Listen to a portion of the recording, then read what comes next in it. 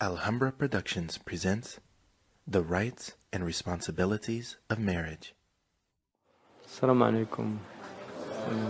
أعوذ بالله من الشيطان الرجيم. بسم الله الرحمن الرحيم. والصلاة والسلام على أشرف الأنبياء والمرسلين وعلى آله وصحابته ومن تبعهم بإحسان إلى يوم الدين. اللهم لا علم إلا ما علمتنا إنك أنت العليم الحكيم. اللهم علمنا ما ينفعنا وانفعنا بما علمتنا وزدنا علما. اللهم افتح علينا حكمتك وانشر علينا رحمتك يا ذا الجلال والإكرام. وصل اللهم على سيدنا محمد وعلى آله الكرام. ولا حول ولا قوة إلا بالله العلي العظيم. ولا حول ولا قوة إلا بالله العلي العظيم. ولا حول ولا قوة إلا بالله العلي العظيم. اللهم إني أعوذ بك من الهم والحزن وأعوذ بك من العجز والكسل وأعوذ بك من الجبن والبخل وأعوذ بك من غلبة الدين وقهر الرجال. Alhamdulillah. Before we go into the subject, what I wanted to do, because there's a beautiful hadith about Imam Ali, it's in At-Tirmidhi, and when he talked about all the end of latter days tribulations and all the difficulties, the Prophet ﷺ said, "Fitanun kaqita' al-layl al-mudhlim." The tribulations would come like periods of a dark black night, one after another. And Imam Ali radiallahu anhu said, "Man makhraj yawma idhin ya Rasulullah." How do we get out of that in those days? And he said, "Kitabullah." The way out is the Book of Allah.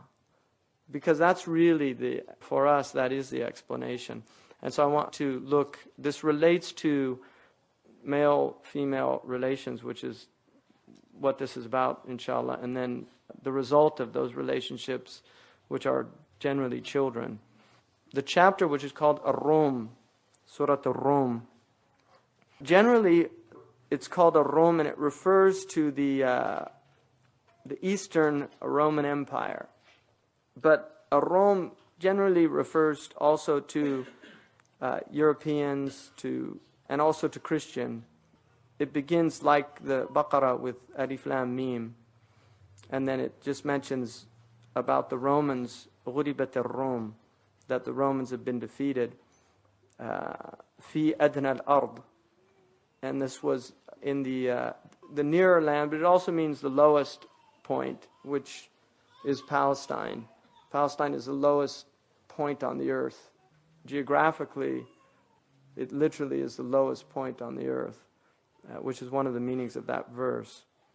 And then it's remarked that within 10 years, Allah is the command in the former case and in the latter. In that day, believers will rejoice, which was also the victory that the Prophet ﷺ was given on the same day. So this is one of the ghaibiyat of the Quran. The victory that the Prophet ﷺ had on that day when he defeated the polytheists also occurred on the same day that the Romans regained the upper hand against the Persians. So the believers rejoiced, one, because the Quran was true for them, but also because the victory came on the same day. And then it says, He helps to victory whom He wills, which is interesting also, because one of the things about يَنْصُرُ مَنْ يَشَاءُ, that Allah gives victory to whomever He pleases. يَعِزُّ مَنْ يَشَاءُ وَيُذِلُّ مَنْ يَشَاءُ. He gives victory to whomever He pleases, and He abases whomever He pleases. And if you look historically in the Islamic history, there are many periods where the Muslims were defeated quite radically. And certainly the Tartar period is an incredible period. But after Genghis Khan comes down with his hordes and overwhelms the Muslims in Iraq and Persia and all those areas, Tamerlane, Timur Lenk, becomes Muslim. So by one generation, they become Muslim. And it's interesting because they actually revived Islam. They become revivers of Islam. So they conquered the Muslims, but then they actually become Muslims. And when they came in, nobody did what they did. Ibn Athir said, who was one of the great historians of Islam, from the beginning of time until the present day, there has never been a greater scourge on earth that there was of the Mughals. And he saw it. He saw what they did. But that was his opinion as a historian, that never in the history of human civilization had there been a worse scourge. I mean, they went in and massacred everybody. The Euphrates River ran black from ink because they dumped millions of books. I mean, a lot of the books of Islam disappeared during that time. Imam Malik had several books that are gone. He had a book on astronomy, Imam Malik. And then it says, it is a promise of Allah and Allah does not break His promise. وَعْدَ اللَّهِ لَا يُخْلِفَ اللَّهُ وَعْدَهُ وَلَكِنَّ أَكْثَرَ النَّاسِ لَا يَعْلَمُونَ, which is a really important motif in the Quran that occurs again and again. Most people don't know, which is another really important thing to keep into consideration, that from a Quranic understanding, most people really don't know what's going on, neither in the web or the weaver of the web. People just don't know what's going on. Most people, the life is so short that they really can't work out what's going on. And that's the beauty of revelation, is that you have this opportunity. The Torah, the Injil, and then the Quran gave the people who received those revelations, gave them the opportunity to really see reality as it was. I mean, that's what this is. It's a blueprint to that. Now, this next verse is really interesting in relation to Rome, because it says, يَعْلَمُونَ ظَاهِرًا مِنَ الْحَيَاةِ الدُّنْيَا وَهُمْ عَنِ الْآخِرَةِ هُمْ غَافِلُونَ. They know about the outward of the world, but they've forgotten about the other side of this world, which is the mirror image of this world, which is akhirah. So this is ula, and then there's akhirah. This is the first, and then there's the second. Right? We come into this world, and we're here for this short period of time, and there's a reminder here that you can get lost in the zahir. يَعْلَمُونَ ظَاهِرًا. See, so you start looking at that web, and the web is so intricate that you can spend your entire life just looking at the web and trying to work out how the web works, and forget about the source of the whole thing, of where it all comes from, and then what it's pointing to, because the web is pointing to the weaver of the web, right? The spider. When you see the web, there's a spider nearby. And the world is also pointing and indicating something, which is that there is a force behind all of this, and if you forget that, then you've forgotten the whole point of the thing. But because of the power of the world and coming into the world, it's very easy to forget, by the nature of the world, that we get so caught up in the world that we forget that not only are we in-time temporal creatures, we're moving out of this world into another world. And one of the things that years ago, Murabt al-Hajj, when I was leaving Tuaymarat, he told me, he said, as you move towards Kamur, which is the town that you get the car from, he said, every step you make towards that is a step closer to your destination and a step further away from where you've left. And he said, and that's what the world is like. Right? Every breath you take is a breath closer to your ultimate destination, which is to leave the world. And on the escalator, I was on that escalator, I've told people this, but it was really interesting. I was with Shaykh Abdullah, and we were on this escalator in the airport, and it was the first time we'd ever been on an escalator. And we were sitting there moving along, and he said, Subhanallah, this is just like the world. You think you're stationary, but you're moving. And then when we came up to the end of it, there was a sign, and it said, beware, the end comes abruptly. So I translated the sign for him, and he just said, Subhanallah. So that's the thing about whenever you get on an escalator, just remember that that's what the world is like. And the thing about being in a boat is you'll often hear people say, it's so nice to watch these things pass by, right? That's their perspective. But they're not passing by. You're passing by. They're all staying where they are.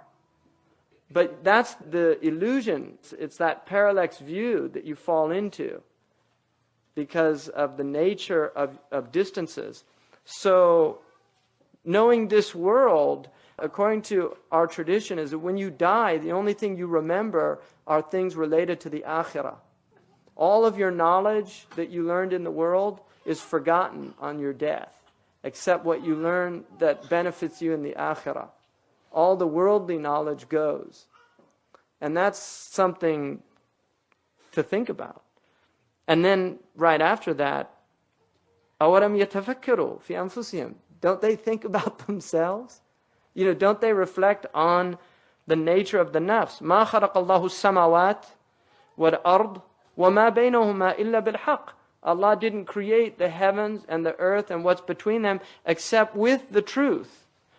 وَأَجْرٍ مُسَمَّى. And to an appointed term. And even material sciences have arrived to that understanding that the universe does have, it would appear that it has an appointed term. It's going to end. وَإِنَّ كَثِيرًا مِّنَ النَّاسِ بِلِقَاءِ رَبِّهِمْ لَكَافِرُونَ. But so many people about meeting their Lord are in a state of rejection. They don't believe it, that it's going to happen. أَوَلَمْ يَسِيرُوا فِي الْأَرْضِ. Haven't they traveled in the earth? فَيَنْظُرُوا كَيْفَ كَانَ عَاقِبَةُ الَّذِينَ مِنْ قَبْلِهِمْ. Haven't they reflected on the people who existed before them? كَانُوا أَشَدَّ مِنْهُمْ قُوَّةً. They had greater strengths than they did. وَأَثَارُوا الْأَرْضَ وَعَمَرُوهَا أَكْثَرَ مِمَّا عَمَرُوهَا. They actually did things with the earth and cultivated the earth in ways that you haven't done. And I don't care what, all the buildings that modern man has made. Look at the pyramids. Look, because we don't even know what was going on there. People don't really know what the pyramid... look at these places around the world and reflect on this idea, and then look at the flimsiness of modern civilization, how easy it is to just disappear. Because, an atomic bomb could obviously destroy, but... So, this is the idea that the ancients, they did extraordinary things. وَجَاءَتْهُمْ رُسُلُهُمْ بِالْبَيِّنَاتِ. And these messengers came to them with all these clear signs. فَمَا كَانَ اللَّهُ لِيَظْلِمُهُمْ. So it was not Allah who was oppressing them. It wasn't Allah who was oppressing them. وَلَكِنْ كَانُوا أَنفُسُهُمْ يَظْلِمُونَ. But they oppressed themselves. And that's another important motif to remember in the Quran. There's this constant understanding that we oppress ourselves.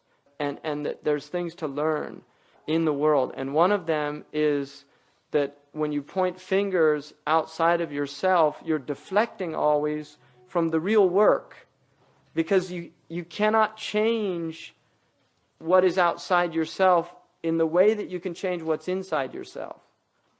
ثُمَّ كَانَ عَاقِبَةَ الَّذِينَ أَسَاءُوا السُّوءَ. And then the affair of those who did these foul things, أَنْ كَذَّبُوا بِآيَاتِ اللَّهِ وَكَانُوا بِهَا يَسْتَهْزِئُونَ, that they denied the signs of God and then they made fun of them. And this is a really important thing in the Quran, istihza, the idea of making fun. None of the people that made fun of the Prophet became Muslim. Not one of them. They were called the mustahzi'un. Not one of them became Muslim. The people that mock and joke about any sacred thing, the Prophet never made fun of people's beliefs, ever. You'll find nowhere in the seerah where he made fun of anyone's belief. When he saw people that were worshiping idols, he felt compassion. He did not feel mockery or superiority. He really wanted those people to be free of the fetters of superstition.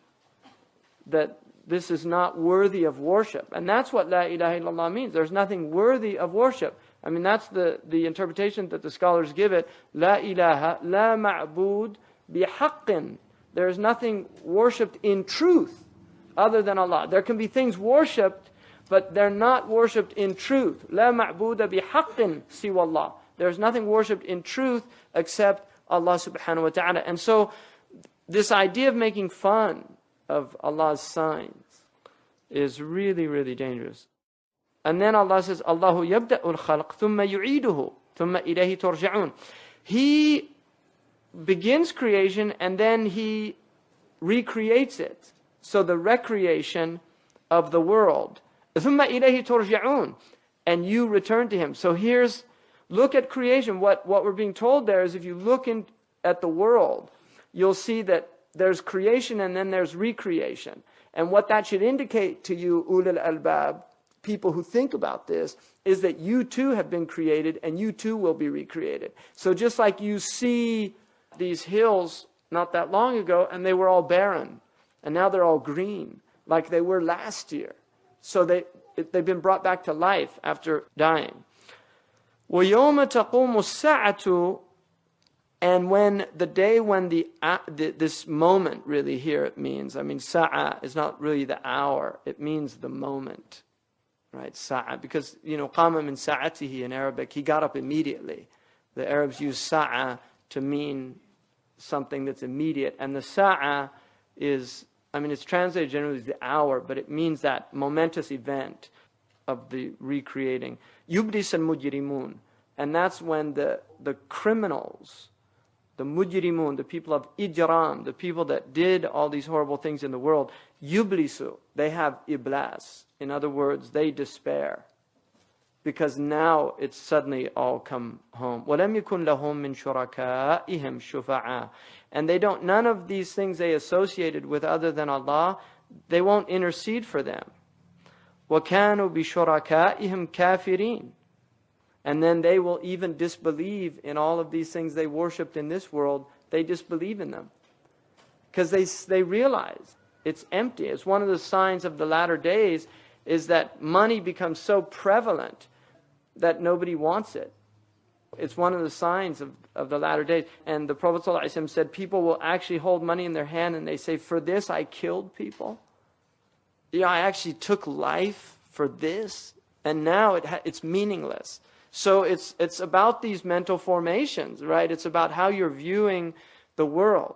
Because your attachment to it at any given moment does not mean that you're going to be attached to it at another moment. There's people that will cling on to life at any cost, but then if they get a terminal illness, they want to die. There's people that will actually ask other people to help them kill themselves. So attachment, the nature of that attachment is that at any given moment you can be attached. But it's not permanent because what you're attached to is not permanent. As long as you're attached to an impermanent thing, then your attachment by its nature is not permanent. And this is really important in relation to marriage, because that's one of the things about the nature of human relation is attachment. This idea of ta'alluq, that we become attached to the ephemeral. And especially the four things, because the Prophet ﷺ said, تُنْكِحَ الْمَرْأَةُ لِأَرْبَعَ. A woman is married for four things. He's speaking to the men. A woman is married because of four reasons. لِجَمَالِهَا وَلِمَالِهَا وَلِنَسَبِهَا أَوْ لِحَسَبِهَا وَلِدِينِهَا. For her beauty, for her wealth, for her lineage. And then he said, and for her deen, her relationship with Allah. And then he said, فَضْفَرْ بِذَاتِ الدِّينِ تَرِبَتْ يَدَاكَ. Fadfar means, dhafar in the Arabic language is really to achieve, to attain, but it has the idea of attaining something really valuable. The Arabs don't use it. He said, attain this woman of deen and may you have success. Because the thing about deen, those other three things are impermanent. They don't survive the world. Whereas deen, according to our understanding, it survives the world. So your wealth doesn't survive the world, your beauty doesn't survive the world, and your lineage doesn't survive the world, because when the nafkha happens, the Quran says, لا أنساب بينهم يومئذ. There's no lineage between them. Ibn Abbas was asked about that in relation to the Prophet's family, and he said that's in the first nafkha. In the second nafkha, then when the intercession happens, there is benefit in that, because people have intercession. And obviously the Prophet ﷺ is the first and foremost. And then it says, وَيَوْمَ تَقُمَ السَّاعَةُ يَوْمَئِذٍ يَتَفَرَّقُونَ. And the day when this momentous event occurs, on that day, they will be sundered. They will be dispersed into groups. There's no unity then. So the thing about the nature of this world is the group mentality, what Ibn Khaldun called the asabiyah.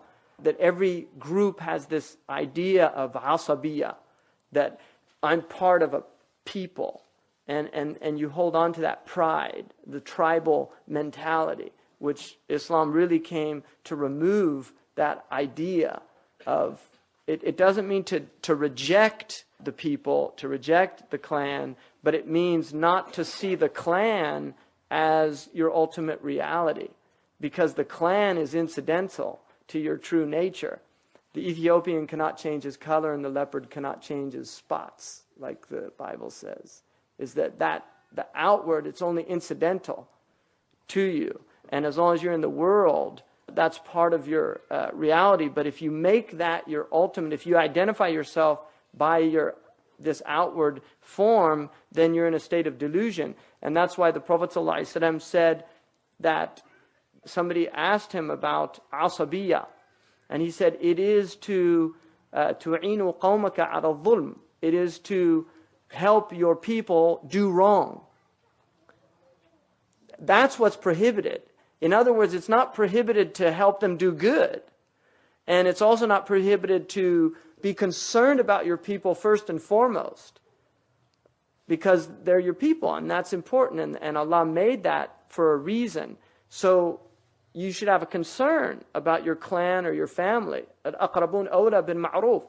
Those closest to you have more right to your good than those in a distance. So there's nothing wrong with that. But the asabiyya is that when your clan overrides your principles. That's what is being condemned in Islam, is that tribalism. So that's all over. People will come even to their parents. Nafsi, nafsi. That's all over. So in this world, that plays a very important role. And you can see how just in socioeconomic stratification in societies, how important, even in this culture, which might not be as severe as other cultures, because there's a kind of upward mobility, right? In some cultures, there's no upward mobility. You're stuck. In this culture, there's an upward mobility, but you can see that what you're born into, how much of an impact that's going to have on your success in the world. So to be born white in this country is an advantage, just by the mere fact that you were born with a different skin color. That's an advantage. So those things happen in this world, but in the next world, all of that has no relevancy. People are stripped of that reality.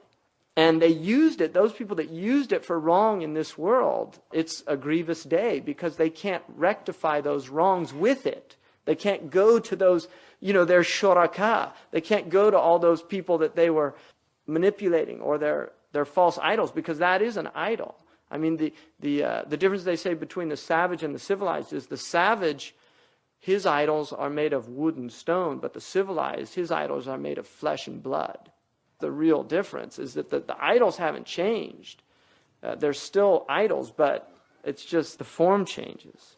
And then he says, as for those who disbelieved and denied our revelation, denied the meeting of the hereafter, such will be brought to this adhab, this state of total alienation and distress. So then what happens is, فَسُبْحَانَ اللَّهِ حِينَ تُمْسُونَ وَحِينَ تُصْبِحُونَ. So glory to Allah. And subhana is nizzah. It is to declare the transcendence of your Lord over and above anything in creation. So don't reject the idea that the web has anything to do with reality. Reject that idea. And then it says, حِينَ تُمْسُونَ وَحِينَ تُصْبِحُونَ. As you come into the evening and as you come into the morning. In other words, the two ends of the day. And the secret of that is خَيْرُ الْأَعْمَالِ أَدْوَمُهَا وَإِنْ قَلْ. The best of actions are those that are most continuous, even if they're only small amounts. The point is that إِنَّ اللَّهَ لَا يَمَلُّ حَتَّى تَمَلُّ. Allah does not weary of giving you reward until you weary of doing the right action. The point is that if you do good, and remembering Allah is the greatest of goods, if you do good, do it in that way that you will maintain it. Because if you try to do this all the time, you'll grow weary of it. You won't be able to do it. And this is one of the secrets of the ahwal of the world, just that our states change in the world. Sometimes you're happy. If you were happy all the time, you wouldn't appreciate the state. بِضِدِّهَا تَتَمَيُّزَ الْأَشْيَاء, like the Arabs say. But through opposites, things are distinguished. If you were always happy, you wouldn't appreciate it. If you were always satiated, you wouldn't appreciate it. So when you're hungry, I mean, there's nothing in the world tastes better than plain bread in the middle of the Sahara Desert. You can't eat it here because you want the butter, you want the honey, you want the jam. But when you're in a place where it doesn't exist and somebody brings you some, it is incredible. So what is that? What changed? It's the idea of being deprived of something, and then when it's there, the appreciation is so much greater. And that's why Allah will distance you from Him. There are times when you will be distant from Allah. You won't be in that state where you're praying the way you should be praying, where you feel that presence. There's reasons for that. Allah does that for a reason, because if you were always in that state, you'd forget. And that's part of the nature of this world, is forgetting and remembering. And that's why this is the world of opposites. It's only the next world where the opposites are merged. But in this world, it's opposites. It's joy and grief. And then, وَلَهُ الْحَمْدُ فِي السَّمَاوَاتِ وَالْأَرْضِ وَعَشِيًّا وَحِينَ تُظْهِرُونَ. And He has praise in the heavens and in the earth. So, in other words, what you're doing on the earth is being done in heaven. And this is important because this goes to the alignment. This is what really human beings are meant to do, is align with the heavens. And the heavens are in a state of praise and awareness. So what you're doing, all of our practices, even tawaf, according to the tradition, there are angels doing tawaf around the arsh. So everything that we're doing here is really aligning with another order that is perfect. And it's the representation of it in the world is the night sky. Right? That is the representation, because the order that you see in the night sky, and I'm talking about not looking into the telescopes, but just experiencing it with the human eye and observing that order, that's what's happening. That's why the sun never changes. If you have a prayer schedule here for the entire year, I guarantee you can use it next year. And the year after, and the year after. It's not going to change. As long as you're alive, the prayer schedule that you got that has those prayer times, even though they change every day, they change by minutes every single day, they return back to where they started. And that's the nature of the heavenly order. So this alignment of doing in the earth what is done in the heavens. Then, يُخْرِجُ الْحَيَّ مِنَ الْمَيِّتِ. That's what this chapter, so much of this is about. And this is the emphasis of the Quran. He brings from the living death. He brings death from life. This is what Allah is doing. He's bringing death from life. وَيُخْرِجُ الْمَيِّتْ مِنَ الْحَيِّ. And He brings life from death. These opposites are happening constantly in the world. Things are alive and they go into death and decay and death. And then things are dead and decayed and they're brought back to life. And then وَيُحْيِي الْأَرْضَ بَعْدَ مَوْتِهَا. And He brings the earth back to life after it had died. وَكَذَلِكَ تُخْرَجُونَ.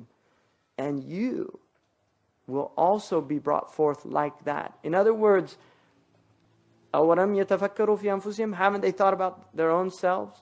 Are they separate from the creation? Everything's happening around him, right? يَبْدَأُ الْخَلْقُ ثُمَّ يُعِيدُهُ. He starts it and then He recreates it. So these are all, again, these signs. وَمِنْ آيَاتِهِ أَنْ خَلَقَكُم مِّن تُرَابٍ. Now here's where we get to this human phenomenon. وَمِنْ آيَاتِهِ. And from amongst His signs, وَمِنْ آيَاتِهِ أَنْ خَلَقَكُم مِّن تُرَابٍ. He created you from dust, from soil, turab.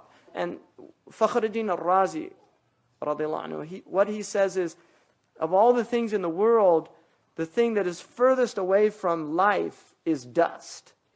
So, أَبْعَدُ الْأَشْيَاء عَنَ الْإِحْيَاء. It's the thing most furthest from bringing to life. Because if you look at the world, you have mineral, vegetable, and animal. And the mineral is earth. And that's what we came out of.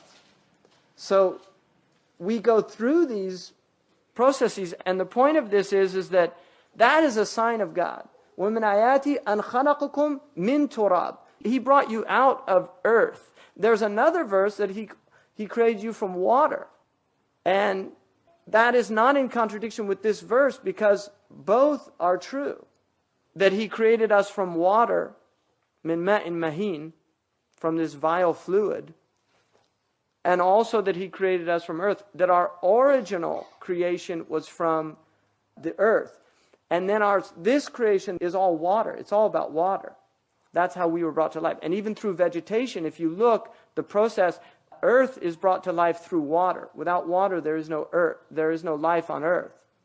And from that earth, we either eat animals or we eat vegetables. And animals and vegetables are almost entirely water.